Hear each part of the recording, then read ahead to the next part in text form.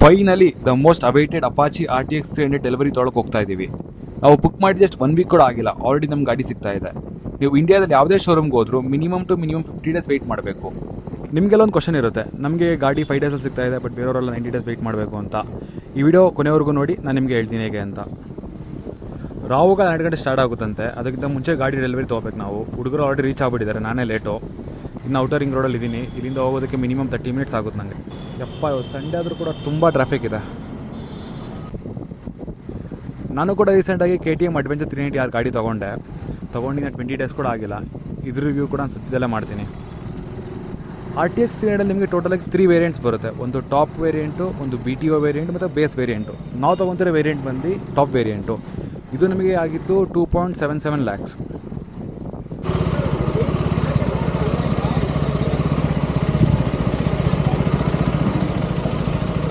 ಗಾಡಿ ಇಸ್ಕೊಂಡ ಇಷ್ಟು ಬೇಗ ಬಂದ್ಬಿಟ್ಟು ಗಾಡಿ ಇಸ್ಕೊಂಡ ಗಾಡಿ ಮೂವ್ ಮಾಡಿದೆ, ಮೂವ್ ಮಾಡಿ ವಾಪಸ್ ಬರೋದು ನಿಲ್ಸ್ಬಿಟ್ಟೆ. ಹೌದಾ, ಸರಿ ಬಾ. ಹಾಯ್ ಆಕಾಶ್, ಏನು ಮತ್ತೆ late?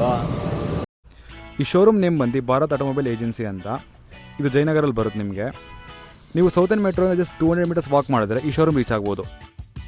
So the main part, ನಿಮಗೆ ಈ ಗಾಡಿ ಬೇಗ ಬೇಕು ಅಂತ ಏನು ಮಾಡಬೇಕು? ಫಸ್ಟ್ ಥಿಂಗ್, ನೀವು ಫುಲ್ ಕ್ಯಾಶಲ್ಲಿ ಗಾಡಿ ಪರ್ಚೇಸ್ ಮಾಡೋಕ್ಕೆ ರೆಡಿ ಇರಬೇಕು. ಸೆಕೆಂಡ್ ಥಿಂಗ್, ನೀವು ಒಂದು ಶೋರೂಮಲ್ಲಿ ಗಾಡಿ ಬುಕ್ ಮಾಡಿದ ಮೇಲೆ ನಿಮ್ಮ ಹತ್ರ ನಿಯರ್ ಬೈ ಇರೋ ಲೊಕೇಶನ್ ಎಲ್ಲ TVS ಶೋರೂಮ್ಗೆ ಕಾಲ್ ಮಾಡಿ ಗಾಡಿ ಇದೆ ಅಂತ ವಿಚಾರಿಸಬೇಕು. ನಿಮಗೆ ಒಂದು ಅಪ್ಡೇಟ್ ಸಿಗುತ್ತೆ. ನಾವು ಕೂಡ ಹಾಗೆ ಮಾಡಿದ್ದು. ನಾವು ಮೇಕ್ರಿ ಸರ್ಕಲ್ ಶೋರೂಮಲ್ಲಿ ಗಾಡಿ ಬುಕ್ ಮಾಡಿದ್ದು, ಬಟ್ ಬೆಂಗಳೂರಲ್ಲಿರೋ ಎಲ್ಲ ಶೋರೂಮ್ಗೂ ಕಾಲ್ ಮಾಡಿ ವಿಚಾರಿಸಿದ್ವಿ ಗಾಡಿ ಇದೆಯಾ ಅಂತ. ಇದನ್ನು ಫಾಲೋ ಮಾಡಿ ನಿಮ್ಗೆ 100% ವಿತಿನ್ ಫ್ಯೂ ವೀಕ್ಸಲ್ಲಿ ಗಾಡಿ ಸಿಕ್ಕೇ ಸಿಗುತ್ತೆ.